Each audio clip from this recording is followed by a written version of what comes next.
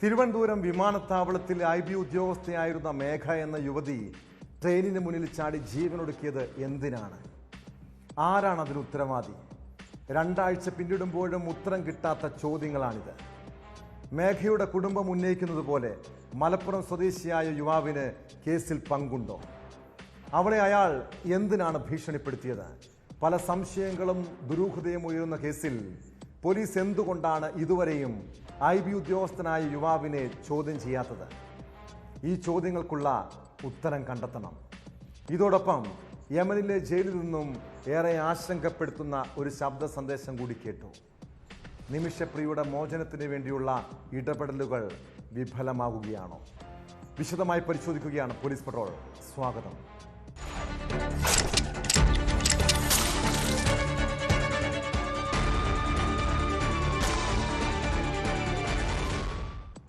പത്തനംതിട്ട കൂടലിന് സമീപം അതിരുങ്കൽ എന്ന കൊച്ചു ഗ്രാമത്തിലെ സർക്കാർ ഉദ്യോഗസ്ഥരായ മാതാപിതാക്കളുടെ ഏക മകൾ. എല്ലാവരെയും പോലെ മകളെക്കുറിച്ച് അവരും വലിയ സ്വപ്നങ്ങൾ കണ്ടതാണ്. അവളുടെ ജീവിതത്തിലെ ഓരോ വളർച്ചയും ആ അച്ഛനും അമ്മയ്ക്കും പ്രതീക്ഷയായിരുന്നു. സ്കൂൾ തലം മുതൽ പഠിക്കാൻ മിടുക്കി, ക്ലാസ്സിൽ 1ാം റാങ്കുകാരി. 24-ാം വയസ്സിൽ അവളുടെ ആഗ്രഹം പോലെ കേന്ദ്ര ഇന്റലിജൻസ് ബ്യൂറോയിൽ ജോലി. എന്നാൽ IBയിലെ ട്രെയിനിങ്ങിനിടെ കണ്ടുമുട്ടിയ മലപ്പുറം സ്വദേശിയുമായുള്ള പ്രണയം മേഘയുടെ ജീവിതത്തെ തകിടം മറിച്ചു. പിന്നീട് പ്രണയത്തകർച്ചയും ആത്മഹത്യയും. IB ഉദ്യോഗസ്ഥനായ ആൺസുഹൃത്ത് യുവതിയെ മാനസികമായും സാമ്പത്തികമായും ചൂഷണം ചെയ്തെന്നും ഭീഷണിപ്പെടുത്തിയെന്നുമാണ് പുതിയ ആരോപണം. കേസിൽ യുവാവിനെ ഉടൻ ചോദ്യം ചെയ്യാൻ പോലീസ് നടപടി തുടങ്ങിയിട്ടുണ്ട്.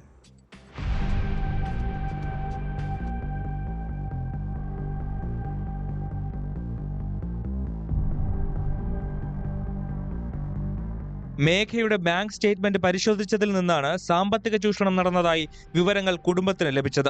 സുഹൃത്തും IB ഉദ്യോഗസ്ഥനുമായ മലപ്പുറം എടപ്പാൾ സ്വദേശിക്ക് മേഘ പലപ്പോഴായി പണം അയച്ചു നൽകിയത് രേഖകളിലുണ്ട്. ഫെബ്രുവരി മാസത്തിലെ ശമ്പളമടക്കം മുഴുവൻ തുകയും മേഘയുടെ അക്കൗണ്ടിൽ നിന്ന് ഇയാൾ സ്വന്തം അക്കൗണ്ടിലേക്ക് മാറ്റിയെന്നും മരിക്കുന്ന ദിവസം 80 രൂപ മാത്രമാണ് മേഘയുടെ അക്കൗണ്ടിൽ ഉണ്ടായിരുന്നതെന്നും പിതാവ് പറയുന്നു. അക്കൗണ്ട് സ്റ്റേറ്റ്മെന്റ് പരിശോധിച്ചു. അക്കൗണ്ട് സ്റ്റേറ്റ്മെന്റ് എടുത്ത് പരിശോധിച്ചെന്ന് അവനെ സാമ്പത്തികമായിട്ട് ചൂഷണം ചെയ്തതായിട്ട് കണ്ടു. കിട്ടുന്ന പൈസയൊക്കെ അവനതിൽ നിന്ന് ട്രാൻസ്ഫർ ചെയ്തതായിട്ടാണ് അതിൽ നിന്ന് വെളിവാകുന്നത്. അതുപോലെ തന്നെ പല സ്ഥലങ്ങളിൽ പോയിട്ട് പല സ്ഥലത്തു നിന്നും ഈ ATM കാർഡ് ഉപയോഗിച്ചും അല്ലാതെ ട്രാൻസ്ഫർ ചെയ്തിട്ടുള്ളതായിട്ട് കാണുന്നുണ്ട്. ഭക്ഷണം കഴിക്കാൻ പോലും മേഘയുടെ കയ്യിൽ പണം ഉണ്ടായിരുന്നില്ലെന്നും ഇക്കാര്യങ്ങൾ പേട്ട പോലീസിനെ അറിയിച്ചിട്ടുണ്ടെന്നും കുടുംബം വ്യക്തമാക്കുന്നു. ഇരുവരും കൊച്ചിയിലേക്കും തിരുവനന്തപുരത്തേക്കും പലവട്ടം ഒരുമിച്ച് യാത്ര ചെയ്തിട്ടുണ്ട്. ഈ ചെലവുകൾ മേഘയുടെ പണം ഉപയോഗിച്ചാണെന്നും അന്വേഷണത്തിൽ കണ്ടെത്തിയിട്ടുണ്ട്.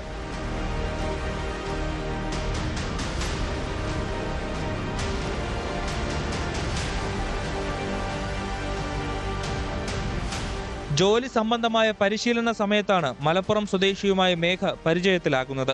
പിന്നീടാണ് ഇരുവരും പ്രണയത്തിലായത്. അടുത്തിടെ പ്രണയത്തിൽ നിന്ന് സുഹൃത്ത് പിന്മാറിയതും മേഘയെ മാനസികമായി തകർത്തു. അവസാനമായി ഫോണിൽ മേഘ സുഹൃത്തുമായി സംസാരിച്ചതിന് ശേഷമാണ് മാർച്ച് 14-ന് ചാക്ക റെയിൽവേ ട്രാക്കിൽ മേഘയെ മരിച്ച നിലയിൽ കണ്ടെത്തിയത്.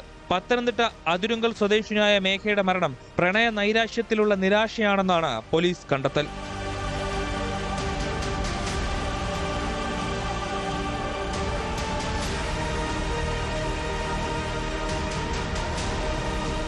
ന്യൂസ് 18 പത്തനംതിട്ട. യമനിലെ ജയിലിൽ നിമിഷങ്ങളെണ്ണി കാത്തിരിക്കുകയാണ് നിമിഷപ്രിയ. ഏത് സമയവും വധശിക്ഷ നടപ്പാക്കിയേക്കാമെന്ന ആശങ്ക ഉള്ളിലുണ്ട്. തൻ്റെ ജീവിതം പിച്ചി ചീന്തിയവനെ വകവരുത്തിയ കുറ്റത്തിനാണ് നിമിഷയെ തൂക്കിക്കൊല്ലാൻ യമൻ കോടതി ശിക്ഷ വിധിച്ചത്. പാലക്കാട് സ്വദേശിനിയായ യുവതിയുടെ മോചനത്തിന് സർക്കാർ തലത്തിൽ ഉൾപ്പെടെ പല രീതിയിലുള്ള ഇടപെടലുകളും നടന്നതാണ്. എന്നാൽ എല്ലാ പ്രതീക്ഷയും നശിച്ചിരിക്കുന്നു. വധശിക്ഷ നടപ്പാക്കാൻ ഉത്തരവായെന്ന് ഒരു വനിതാ അഭിഭാഷകയാണ് ജയിലിലേക്ക് ഫോൺ ചെയ്ത് നിമിഷപ്രിയയെ അറിയിച്ചത്. പെരുന്നാളിന് ശേഷം വധശിക്ഷ നടപ്പാക്കാൻ സാധ്യതയുണ്ടെന്നാണ് നിമിഷയുടെ ആശങ്ക.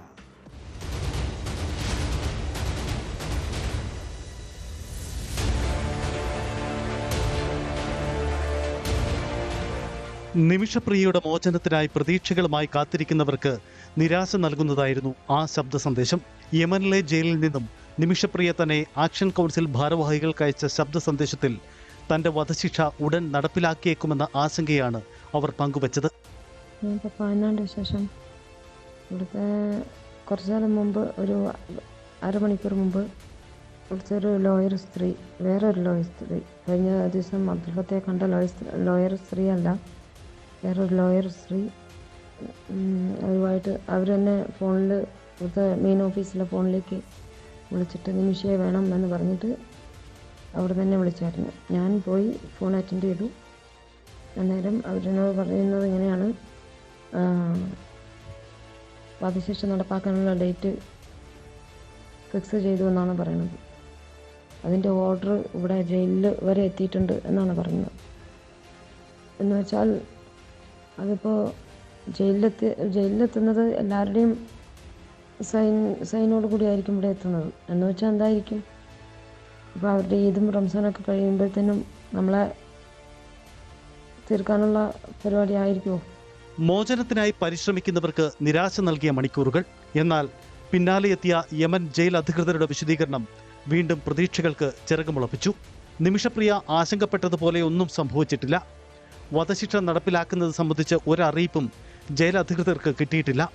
യമൻ പൗരനെ കൊല ചെയ്ത കുറ്റത്തിന് വധശിക്ഷ കാത്തു വർഷങ്ങളായി നിമിഷപ്രിയ ജയിലിലാണ്. വധശിക്ഷ യമൻ സുപ്രീം കൗൺസിലും ശരിവച്ചതോടെ കോടതിക്ക് പുറത്തെ മധ്യസ്ഥ ശ്രമങ്ങളിലൂടെ മോചനം സാധ്യമാക്കാനാണ് ശ്രമിക്കുന്നത്.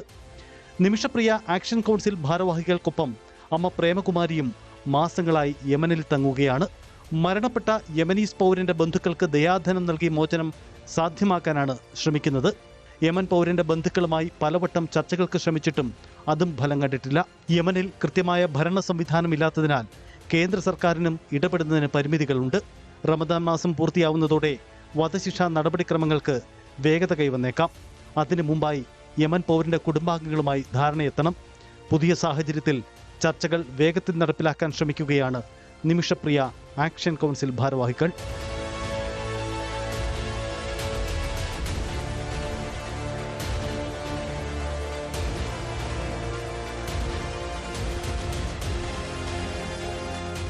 News desk, news 18. Kollam Karunagappally Santhosh വധക്കേസ് അട്ടിമറിക്കാൻ നീക്കങ്ങൾ നടക്കുന്നുണ്ടോ? ഗുണ്ടാ നേതാവായ സന്തോഷിനെ കൊലപ്പെടുത്തി 3 ദിവസം കഴിഞ്ഞിട്ടും മുഖ്യപ്രതികളെ പിടികൂടാൻ പോലീസിന് കഴിയാത്തത് എന്തുകൊണ്ടാണ്? മുഖ്യപ്രതി പങ്കജ് മേനോനെ സംരക്ഷിക്കുന്നത് CPM ആണോ? പങ്കജും കൊടി സുനിയും തമ്മിൽ അടുത്ത ബന്ധമുണ്ടെന്ന് തെളിയിക്കുന്ന ചിത്രങ്ങൾ ഉൾപ്പെടെ പുറത്തു വന്നിട്ടുണ്ട്. അതിനിടെ കൊലയാളി സംഘത്തിൽപ്പെട്ട അതുൽ ആലുവയിൽ വെച്ച് പോലീസിന്റെ മുന്നിൽപ്പെട്ടെങ്കിലും പിടികൊടുക്കാതെ കടന്നുകളഞ്ഞു.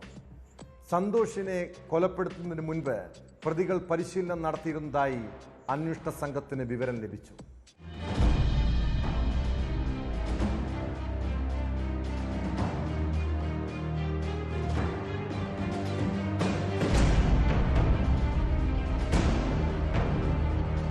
കരുനാഗപ്പള്ളിയിലെ ഗുണ്ടാ നേതാവ് സന്തോഷിനെ കൊലപ്പെടുത്തുന്നതിന് മുമ്പ് പ്രതികൾ മനുവിന്റെ വീട്ടിലാണ് ഒത്തുകൂടിയത്. കൊലപാതക രീതിയെക്കുറിച്ച് പരിശീലനം നടത്താനായിരുന്നു ഈ ഒത്തുചേരൽ. കൊലപാതകം നടത്തുന്നതിന് മണിക്കൂറുകൾക്ക് മുമ്പാണ് മനുവിന്റെ വീട്ടിൽ ആയുധങ്ങൾ ഉപയോഗിച്ചുള്ള പരിശീലനം. എന്നാൽ സൗഹൃദത്തിന്റെ പേരിലാണ് എല്ലാവരും വീട്ടിലെത്തിയതെന്നാണ് മനു പോലീസിന് ആദ്യം നൽകിയ മൊഴി. പ്രതികൾക്ക് കാർ വാടകയ്ക്കെടുത്ത് നൽകിയത് മനു എന്നാണ് പോലീസിന്റെ കണ്ടെത്തൽ. മനുവിനെതിരെ ഗൂഢാലോചന കുറ്റമടക്കം ചുമത്തുമെന്നും അന്വേഷണ സംഘം അറിയിച്ചിട്ടുണ്ട്. കഴിഞ്ഞ ദിവസം പിടിയിലായ പ്രതി രാജപ്പനെ പോലീസ് ചോദ്യം ചെയ്തു വരികയാണ്. കൊലപാതകത്തിൽ നേരിട്ട് പങ്കെടുത്ത രാജപ്പൻ പരസ്പര വിരുദ്ധമായ മൊഴികൾ നൽകി അന്വേഷണ ഉദ്യോഗസ്ഥരെ കുഴപ്പിക്കുകയാണ്. രാജപ്പനെയും ചക്കര അതുലിനെയുമാണ് പോലീസ് പിടികൂടിയത്.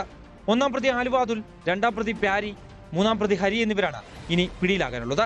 അതിനിടെ സന്തോഷ് കൊലക്കേസിലെ മുഖ്യപ്രതി ആലുവ അതുൽ വാഹന പരിശോധനയ്ക്കിടെ പോലീസിന്റെ മുന്നിൽ നിന്ന് രക്ഷപ്പെട്ടതായും വിവരമുണ്ട്. ആലുവ എടത്തലയിൽ വെച്ച് വാഹന പരിശോധനയ്ക്കിടെയാണ് സംഭവം. പ്രതി സഞ്ചരിച്ച കാർ പോലീസ് തടഞ്ഞെങ്കിലും അയാൾ കാർ ഉപേക്ഷിച്ച് ഓടി രക്ഷപ്പെടുകയായിരുന്നു. സംഭവ സമയം ഭാര്യയും കുഞ്ഞും ഇയാൾക്കൊപ്പം ഉണ്ടായിരുന്നു. ഇവരെ കാറിനുള്ളിൽ ഉപേക്ഷിച്ചാണ് അതുൽ കടന്നു കളഞ്ഞത്.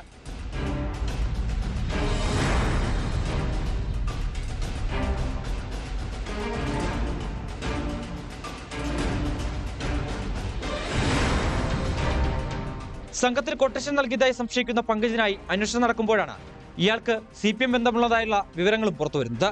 പങ്കജിന്റെ ഫേസ്ബുക്കിൽ TP വധക്കേസ് പ്രതി കുടിസിനിയുമായി നിൽക്കുന്ന ചിത്രങ്ങൾ പോലീസിന് ലഭിച്ചു. CPM ജില്ലാ കമ്മിറ്റി അംഗമായിരുന്ന കരുനാഗപ്പള്ളിയിലെ PK ബാലചന്ദ്രനും പങ്കജും ഒന്നിച്ചുള്ള ചിത്രം മുൻപ് പാർട്ടി വിഭാഗീയതയ്ക്ക് വഴിവെച്ചതാണ്. കൊലപാതകം നടന്ന് 2 ദിവസമായിട്ടും പ്രധാന പ്രതികളെ ഇതുവരെയും പോലീസിന് പിടികൂടാൻ സാധിച്ചിട്ടില്ല.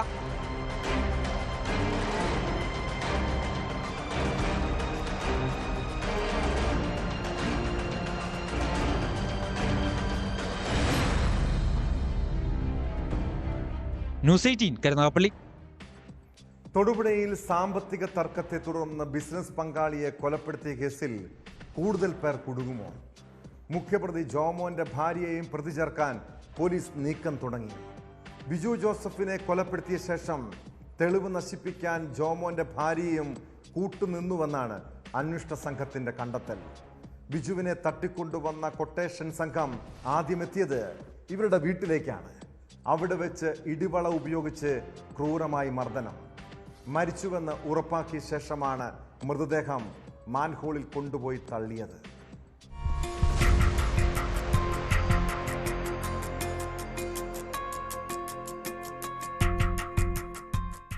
മാർച്ച് 20 പുലർച്ചെയാണ് തൊടുപുഴ സ്വദേശി ബിജുവിനെ മുഖ്യപ്രതി ജോമോനും സംഘവും തട്ടിക്കൊണ്ടുപോയത്. സാമ്പത്തിക തർക്കത്തെ തുടർന്നായിരുന്നു തട്ടിക്കൊണ്ടുപോകൽ. ബിജുവിനെ ആദ്യം എത്തിച്ചത് ഒന്നാം പ്രതിയായ ജോമോന്റെ വീട്ടിലേക്കെന്നാണ് പ്രതികൾ മൊഴി നൽകിയത്. ജോമോന്റെ ഉടമസ്ഥതയിലുള്ള ഗോഡൌണിലേക്ക് ബിജുവിനെ തട്ടിക്കൊണ്ടുപോകാനായിരുന്നു ആദ്യം ആലോചിച്ചത്. എന്നാൽ യാത്രക്കിടെ ജോമോന്റെ വീട്ടിലേക്ക് കൊണ്ടുപോകാൻ തീരുമാനിക്കുകയായിരുന്നു. ബിജുവിനെ വാനിലിട്ട് ക്രൂരമായി മർദ്ദിച്ച ശേഷം ജോമോന്റെ ഇളയ മകൻ ഉപയോഗിക്കുന്ന മുറിയിലേക്കാണ് ബിജുവിനെ കൊണ്ടുപോയത്. ഇവിടെയും മർദ്ദനം തുടർന്നു. പിന്നീട് ഇടിവള ഉപയോഗിച്ച് ബിജുവിനെ തുടർച്ചയായി മർദ്ദിച്ചു. ക്രൂരമായ ആക്രമണത്തിനിരയായ ബിജു മരിച്ചെന്ന് മനസ്സിലായത് ജോമോന്റെ വീട്ടിൽ വച്ചാണ്. തുടർന്നാണ് മൃതദേഹം ഗോഡൌണിലെത്തിച്ച് മാൻഹോളിൽ കുഴിച്ചു മൂടിയത്.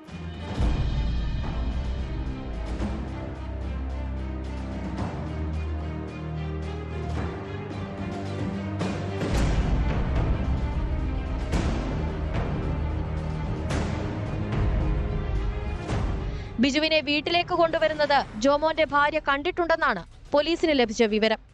പോലീസും ഫോറൻസിക് സംഘവും നടത്തിയ പരിശോധനയിൽ ജോമോന്റെ വീട്ടിലെ കിടപ്പുമുറിയിൽ നിന്ന് രക്തക്കറ കണ്ടെത്തി. മൂന്നാം പ്രതി മുഹമ്മദ് അസ്ലമും ഒന്നാം പ്രതി ജോമോനും കൃത്യം നടക്കുമ്പോൾ ഇട്ടിരുന്ന ചോര പുരണ്ട വസ്ത്രവും ബിജുവിനെ മർദ്ദിക്കാൻ ഉപയോഗിച്ച 2 ഇടിവളകളും തെളിവെടുപ്പിൽ കണ്ടെടുത്തിരുന്നു.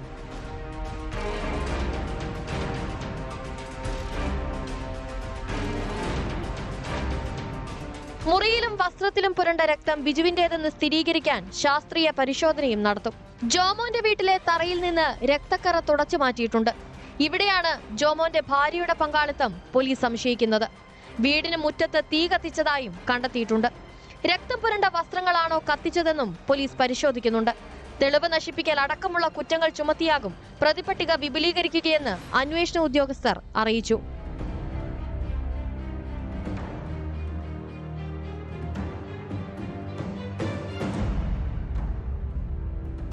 ന്യൂസ് 18 തൊടുപുഴ. കൊച്ചിയിൽ പോലീസിന് നേരെ വീണ്ടും ആക്രമണം. ബംഗാൾ സ്വദേശിയായ യുവാവാണ് മധ്യലക്കരയിൽ പോലീസ് ഉദ്യോഗസ്ഥനെ ആക്രമിക്കുകയും കടിച്ച് പരിക്കേൽപ്പിക്കുകയും ചെയ്തത്. കടവന്ത്ര സ്റ്റേഷനിലെ CPOമാരായ ഷിബുലാൽ, ലിൻഡോ ഏലിയാസ് എന്നിവർക്ക് ആക്രമണത്തിൽ പരിക്കേറ്റു. പിന്നീട് പ്രതിയെ ബലപ്രയോഗത്തിലൂടെ പിടികൂടി സ്റ്റേഷനിലെത്തിച്ചെങ്കിലും അയാൾ അവിടെയും അക്രമാസക്തനായി. ഒടുവിൽ മദ്യത്തിന്റെ കെട്ടടങ്ങിയതോടെ ശാന്തനായ യുവാവ് താനൊരു തെറ്റും ചെയ്തിട്ടില്ലെന്ന് പറയുന്നുണ്ടായിരുന്നു.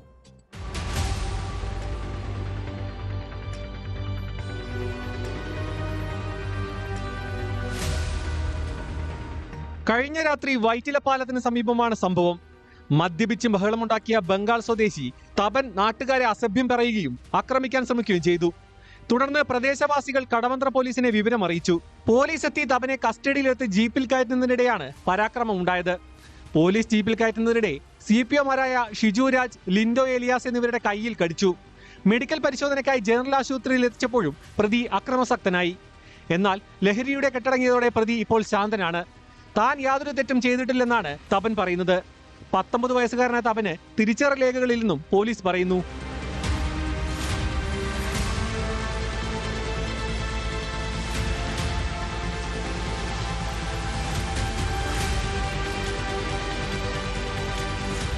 വൈറ്റിലപ്പാലത്തിന് സമീപം താമസിക്കുന്ന പ്രതി കൊച്ചിയിലെത്തിയിട്ട് 3 മാസമായി.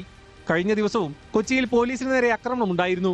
അയ്യമ്പുഴയിൽ സംശയാസ്പദമായ സാഹചര്യത്തിൽ യുവതിയും യുവാവിനെയും കണ്ടത് തിരക്കിയപ്പോഴാണ് ഇരുവരും പോലീസിന് നേരെ തിരിഞ്ഞത്. ആക്രമണത്തിൽ SIയുടെ മൂക്കിടിച്ച് തകർക്കുകയായിരുന്നു. ആക്രമണത്തിൽ 4 പോലീസുകാർക്ക് പരിക്കേറ്റിരുന്നു.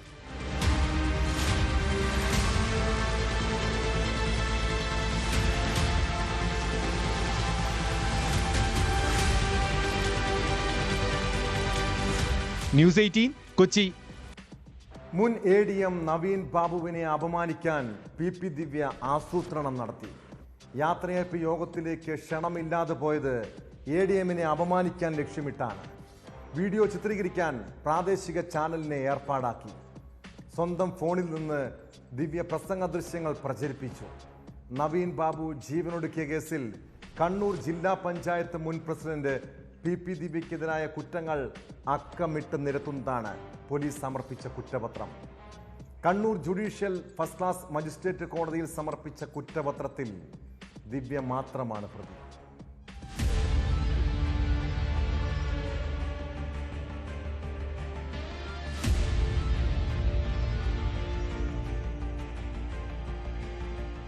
മുൻ ADM നവീൻ ബാബു ജീവനൊടുക്കിയ കേസിൽ അന്വേഷണ ഉദ്യോഗസ്ഥനായ CI ശ്രീജിത്ത് കൊടേരിയാണ് Kannur judicial first class magistrate കോടതിയിൽ കുറ്റപത്രം സമർപ്പിച്ചത്.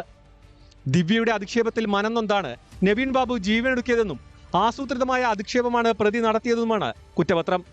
സംഭവം നടന്ന് 166 ദിവസങ്ങൾക്ക് ശേഷമാണ് കുറ്റപത്രം ഹാജരാക്കിയത്. നവീൻ ബാബുവിൻ്റേത് ആത്മഹത്യ തന്നെയാണെന്നും കൊലപാതകത്തിലേക്ക് നയിക്കുന്ന ഒന്നും ശാസ്ത്രീയ പരിശോധനയിൽ കണ്ടെത്താൻ കഴിഞ്ഞിട്ടില്ലെന്നും അന്വേഷണ സംഘം വ്യക്തമാക്കുന്നു. കേസുമായി ബന്ധപ്പെട്ട് നവീന്റെ കുടുംബാംഗങ്ങളടക്കം 97 പേരുടെ മൊഴി അന്വേഷണ സംഘം രേഖപ്പെടുത്തിയിരുന്നു.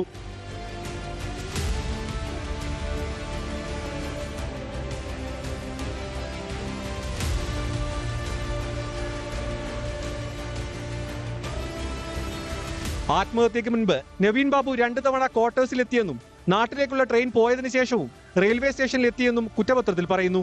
ട്രെയിൻ പോയതറിഞ്ഞിട്ടും പ്ലാറ്റ്ഫോമിൽ മണിക്കൂറുകൾ ചെലവഴിച്ചെന്നും ആത്മഹത്യ ചെയ്യുന്നത് പുലർച്ചെ 4:52 ശേഷമാണെന്നും കുറ്റപത്രത്തിലുണ്ട്. 3 ഭാഗങ്ങളായി 400-ലധികം പേജുകളുള്ളതാണ് കുറ്റപത്രം.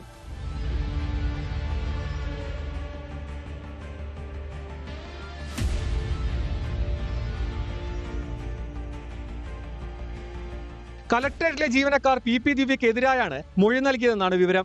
2024 ഒക്ടോബർ 14-നാണ് ADM നവീൻ ബാബുവിന്റെ യാത്രയയപ്പ് ചടങ്ങിന് ക്ഷണിക്കാതെ എത്തിയ അന്നത്തെ ജില്ലാ പഞ്ചായത്ത് പ്രസിഡന്റും CPM ജില്ലാ കമ്മിറ്റി അംഗവുമായ PP ദിവ്യ അധിക്ഷേപ പ്രസംഗം നടത്തിയത്. തൊട്ടടുത്ത ദിവസം ക്വാർട്ടേഴ്സിലെ ഉത്തരത്തിൽ നവീൻ ബാബു തൂങ്ങി മരിച്ചെന്നാണ് കേസ്. തുടക്കത്തിൽ അസ്വാഭാവിക മരണമായിരുന്നെങ്കിൽ വൈകാതെ PP ദിവ്യക്കെതിരെ ആത്മഹത്യാ പ്രേരണത്തിന് പോലീസ് കേസെടുക്കുകയും അറസ്റ്റ് ചെയ്യുകയും ചെയ്തു. ഇതോടെ ജില്ലാ പഞ്ചായത്ത് പ്രസിഡന്റ് സ്ഥാനത്ത് നിന്നും പാർട്ടി ചുമതലകളിൽ നിന്നും CPM ദിവ്യയെ ഒഴിവാക്കി.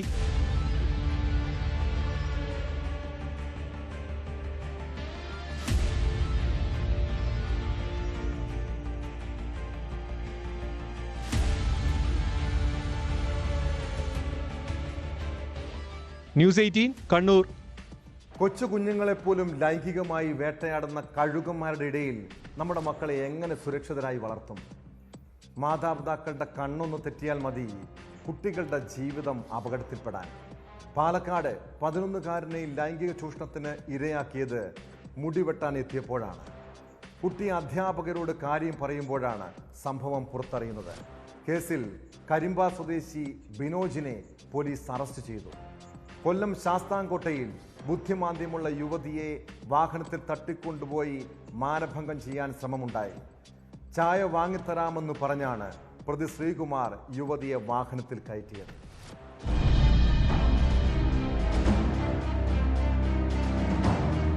കൊല്ലം ശാസ്താംകോട്ടയിൽ ബുദ്ധിമാന്ദ്യമുള്ള യുവതിയെയാണ് ചായ വാങ്ങിത്തരാമെന്ന് പറഞ്ഞു കൊണ്ടുപോയി പീഡിപ്പിക്കാൻ ശ്രമിച്ചത്. പിക്കപ്പ് വാനിലാണ് തട്ടിക്കൊണ്ടുപോയത്. സംഭവത്തിൽ പ്രതി പിടിയിലായി. പടിഞ്ഞാറേക്കല്ലട സ്വദേശി ശ്രീകുമാറാണ് അറസ്റ്റിലായത്. നടന്നു പോവുകയായിരുന്ന യുവതിയുടെ അടുക്കൽ പിക്കപ്പ് വാൻ നിർത്തിയ ശേഷം ചായ കുടിക്കാൻ വിളിക്കുകയും ഒഴിഞ്ഞു മാറിയപ്പോൾ ബലമായി വാഹനത്തിൽ പിടിച്ചുകയറ്റി കുറ്റിയിൽ മുക്കുഭാഗത്തെത്തിച്ച് ഉപദ്രവിക്കുകയുമായിരുന്നു. നിരീക്ഷണ ക്യാമറകൾ പരിശോധിച്ച് ശാസ്താംകോട്ട പോലീസ് നടത്തിയ അന്വേഷണത്തിലാണ് പ്രതി പിടിയിലായത്. സ്ത്രീകളെ ഉപദ്രവിച്ചതടക്കം നിരവധി ക്രിമിനൽ കേസുകളിലെ പ്രതിയാണ് ശ്രീകുമാർ എന്ന് പോലീസ് പറഞ്ഞു. പ്രതിയെ കോടതിയിൽ ഹാജരാക്കി റിമാൻഡ് ചെയ്തു.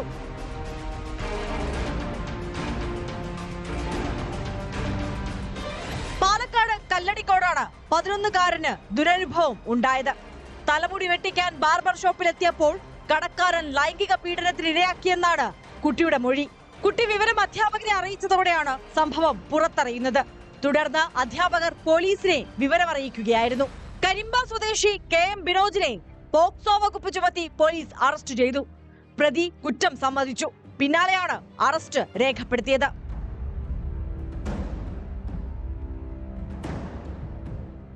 ന്യൂസ് 18 പാലക്കാട്, കൊല്ലം. ലൈംഗിക ദാരിദ്ര്യം സമൂഹത്തെ വല്ലാതെ ബാധിക്കുന്നുണ്ട്. ഇക്കാര്യം സാധൂകരിക്കുന്ന സംഭവങ്ങൾ ദിവസേന എന്നോണമാണ് നാട്ടിൽ നടക്കുന്നത്. ഇത്തരത്തിൽ പ്രായപൂർത്തിയാകാത്ത പെൺകുട്ടിയെ പീഡിപ്പിച്ച ഒരു കേസിനെ കുറിച്ചാണ് പറഞ്ഞു വരുന്നത്. കൊല്ലം കൊട്ടാരക്കരയിൽ പ്രായപൂർത്തിയാകാത്ത പെൺകുട്ടിയെ പീഡിപ്പിച്ച കേസിൽ 22കാരന് 61 വർഷം തടവ് ശിക്ഷ. പ്രതി 67,500 രൂപ പിഴയും അടയ്ക്കണമെന്ന് കോടതി ഉത്തരവിലുണ്ട്. കുട്ടികളെ ലൈംഗികമായി പീഡിപ്പിക്കുന്നവർക്കുള്ള മുന്നറിയിപ്പാണ് ഈ ശിക്ഷാവിധി.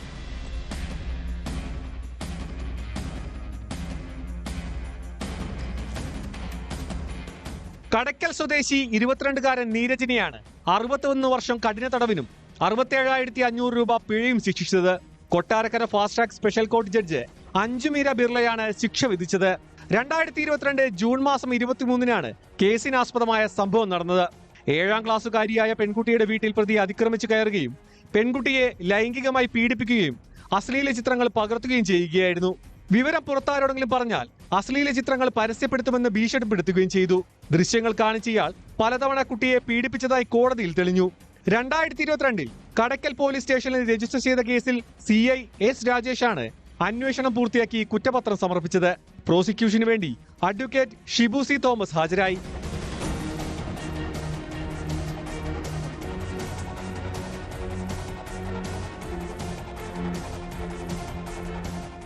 ന്യൂസ് 18 കൊട്ടാരക്കര. ബാങ്കിൽ പണയം വെച്ച സ്വർണം തിരികെ എടുത്ത് മണിക്കൂറുകൾക്കുള്ളിൽ മോഷണം. കോട്ടയം കളത്തിപ്പടിയിലെ വീട്ടിലാണ് ആരുമില്ലാതിരുന്ന തക്കത്തിന് കള്ളൻ കയറിയത്. വീടിന്റെ പിൻഭാഗത്തെ കതക് കുത്തിത്തുറന്ന് 5 പവനോളം സ്വർണവും പണവും അപഹരിച്ചു. വീട്ടമ്മയുടെ പരാതിയിൽ കോട്ടയം ഈസ്റ്റ് പോലീസ് കേസെടുത്ത് അന്വേഷണം ആരംഭിച്ചു.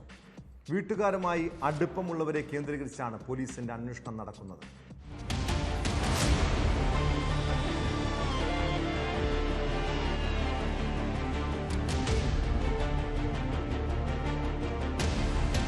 ഏറെ ദുരൂഹതകൾ നിറഞ്ഞ മോഷണമാണ് കോട്ടയം കളത്തിപ്പടിയിലുണ്ടായത്. കളത്തിപ്പടി തൊട്ടിയിൽ ജയനമ്മ ജോയിയുടെ വീട്ടിലാണ് വെള്ളിയാഴ്ച വൈകുന്നേരം മോഷണം നടന്നത്. ജയനമ്മയുടെ മകനാണ് കഞ്ഞിക്കുഴി സർവീസ് സഹകരണ ബാങ്കിൽ പോയി പണയത്തിലിരുന്ന സ്വർണം എടുത്തത്. ഇത് വീട്ടിൽ കൊണ്ടുവച്ച് മണിക്കൂറുകൾക്ക് പിന്നാലെയാണ് മോഷണം. വെള്ളിയാഴ്ച 12 മണിയോടെയാണ് മകൻ സ്വർണം വീട്ടിലേൽപ്പിച്ചത്. ഉച്ചയ്ക്ക് ശേഷം ജയനമ്മയും മകളും കൊച്ചുമകനുമായി ടൗണിൽ പോയി. 5 മണിയോടെ തിരിച്ചെത്തിയപ്പോഴാണ് കവർച്ച നടന്നതായി അറിയുന്നത്. ഞാൻ മാങ്ങാനം ബാങ്കിൽ ഇതും പണയനിരിക്കുമായിരുന്നു. സ്വർണ്ണം 1 വർഷമായിട്ട് അവിടെ പണയനിരിക്കുകയാണ്. അപ്പോൾ അത് ഞാൻ ചെന്ന് 1.5 ലക്ഷം രൂപ മുടക്കി ഇന്ദ്രച്ചനെ എടുത്തുകൊണ്ട് വന്ന് ഇവിടെ കൊണ്ട് കൊടുത്ത് അമ്മയുടെ കൊടുത്ത് അമ്മ എന്നാ സ്വർണ്ണം എന്ന് പറഞ്ഞ് എടുത്തുകൊണ്ട് കൊടുത്തു കഴിഞ്ഞ് ഇവർ പിന്നെ ഇതിനങ്ങ് പോയി. അമ്മയും പെങ്ങളും കൊച്ചും കൂടെ സ്കൂളിൽ പഠിക്കാൻ പോയി. അത് പഠിക്കാൻ പോയി. പിന്നെ എന്നെ വൈകിട്ട് വിളിച്ച് പറയുന്നത് എടാ സ്വർണം പോയി കാണുന്നില്ലെന്നും പറഞ്ഞ് കഥവും തുറന്ന് കിടക്കുവാന്ന് പറഞ്ഞ് ഇവർ കിടന്ന് ഭയങ്കര ബഹളം. സ്വർണ്ണം എവിടെ സൂക്ഷിച്ചിരുന്നത്? എന്തൊക്കെയാണ് നഷ്ടപ്പെട്ടത്? ഒരു ഷോമാല, ഒരു വള, ഒരു 2 ചെറിയ കമ്മല്, ഒരു സാധനമായിരുന്നു, ഒരു മോതിരം. വീടിന്റെ പിൻഭാഗത്തെ കതക് കുത്തിത്തുറന്ന നിലയിലായിരുന്നു. മോഷ്ടാവ് 5 പവനോളം സ്വർണവും 3,500 രൂപയുമാണ് അപഹരിച്ചത്. ജയനമ്മ കോട്ടയം ഈസ്റ്റ് പോലീസിൽ പരാതി നൽകി. വിരലടയാള വിദഗ്ധർ സ്ഥലത്തെത്തി പരിശോധന നടത്തി. പ്രദേശത്തെ CCTVകൾ ഉൾപ്പെടെ പരിശോധിച്ചാണ് അന്വേഷണം പുരോഗമിക്കുന്നത്.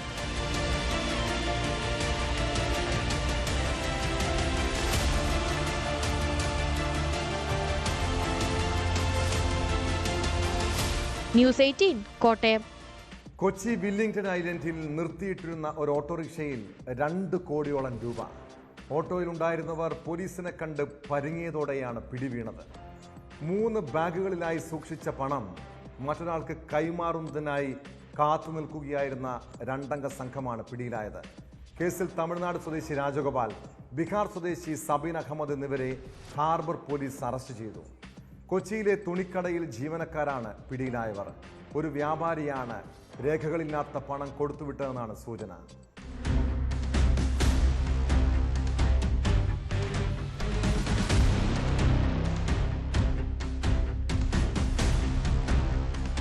ഉച്ചകഴിഞ്ഞ് പതിവുള്ള വാഹന പരിശോധനയ്ക്കിടെയാണ് പണവുമായി വരികയായിരുന്ന ഓട്ടോറിക്ഷ പിടികൂടിയത്. കൊച്ചി വെല്ലിംഗ്ടൺ ഐലൻഡിനടുത്ത് BOT പാലത്തിന് സമീപമുള്ള വാക്ക്വേയിൽ നിർത്തിയിട്ടിരുന്ന ഓട്ടോറിക്ഷയിലായിരുന്നു പോലീസിന്റെ പരിശോധന. ഓട്ടോയിൽ ഇരുന്നിരുന്ന 2 പേരും പോലീസിനെ കണ്ട പരിങ്ങുന്നത് കണ്ടാണ് വാഹനം പരിശോധിക്കുന്നതും ബാഗിൽ അടുക്കി വെച്ച നിലയിൽ പണം കണ്ടെത്തുന്നതും. ഭൂമി ഇടപാടുമായി ബന്ധപ്പെട്ട കൊച്ചിയിലെ ഒരു വ്യാപാരി കൊടുത്തുവിട്ട പണമാണെന്നാണ് പോലീസിന് മൊഴി നൽകിയിരിക്കുന്നത്. കൂടുതൽ അന്വേഷണം നടന്നു വരികയാണെന്ന് Ernakulam south ACP P Rajkumar പറഞ്ഞു. ഏതാണ്ട് 2.5 കോടിയിലധികം ഉണ്ടെന്നാണ് നമുക്ക് മനസ്സിലാവുന്നത്. ഓപ്പറേഷൻ ഡി ഹണ്ടുമായിട്ട് ബന്ധപ്പെട്ടുള്ള പരിശോധന നടന്ന സമയത്ത് ഒരു ഓട്ടോറിക്ഷയെ കാണുകയുണ്ടായി. ആ ഓട്ടോറിക്ഷയിൽ ചെക്ക് ചെയ്യാൻ വേണ്ടി ചെന്നപ്പോഴത്തെ അവരുടെ ആ പരിങ്ങൾ കാണുകയുണ്ടായി. അതുമായി ബന്ധപ്പെട്ട് നോക്കി കഴിഞ്ഞപ്പോൾ അവരുടെ ഓട്ടോറിക്ഷയുടെ ബാക്കിൽ എൻ്റെ ബിഗ് ഷോപ്പർ കാണുകയുണ്ടായി. ആ ബിഗ് ഷോപ്പറിൽ ഉള്ള പരിശോധനയിൽ നിന്നാണ് ഇത്രയും വലിയൊരു എമൗണ്ട് കാണപ്പെട്ടത്. പിടിയിലായ ഓട്ടോ ഡ്രൈവർ രാജഗോപാൽ 20 വർഷമായി വൈറ്റ്ലയിൽ താമസിക്കുന്ന ആളാണ്.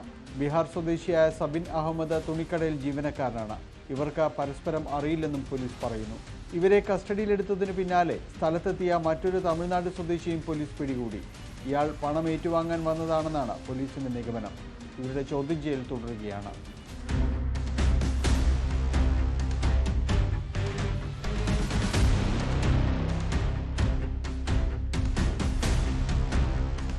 ന്യൂസ് 18 കൊച്ചി.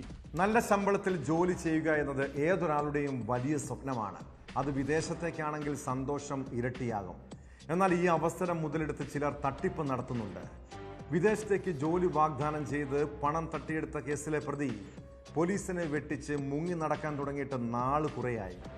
ഒടുവിൽ പോലീസ് പ്രതിയെ പിടികൂടിയ രീതി ഒന്ന് കാണണം.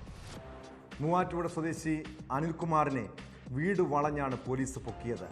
പോലീസിനെ കണ്ട് വീടിന് മുകളിൽ ഒളിച്ച പ്രതിയെ തന്ത്രപരമായി താഴെയിറക്കി അറസ്റ്റ് ചെയ്യുകയായിരുന്നു.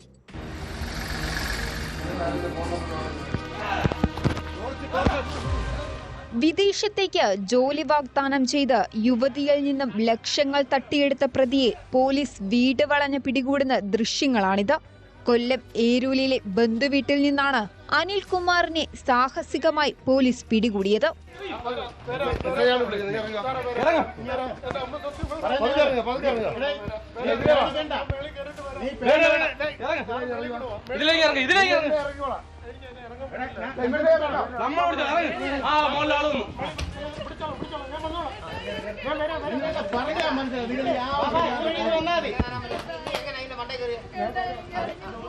ന്യൂസിലാൻഡിൽ ജോലി വാഗ്ദാനം ചെയ്ത് തിരുവനന്തപുരം പേരൂർക്കട സ്വദേശിയായ യുവതിയിൽ നിന്നും അനിൽകുമാർ 10 ലക്ഷം രൂപയാണ് വാങ്ങിയത്.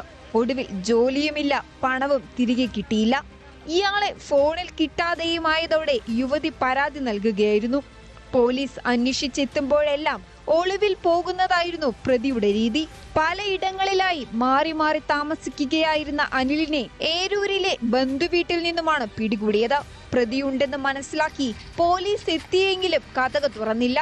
തുടർന്ന് ഏരൂർ പോലീസും പേരൂർക്കട പോലീസും ചേർന്ന് വീട് വളഞ്ഞു. ടെറസിന് മുകളിൽ ഒളിച്ച് രക്ഷപ്പെടാൻ ശ്രമിച്ച പ്രതിയെ ഏറെ നേരത്തെ ശ്രമത്തിലൂടെയാണ് പിടികൂടിയത്.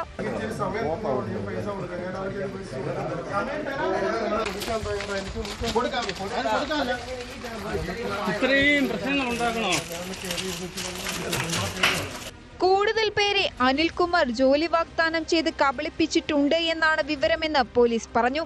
കേസിൽ വിശദമായ അന്വേഷണം നടത്തുമെന്ന് പോലീസ് അറിയിച്ചു.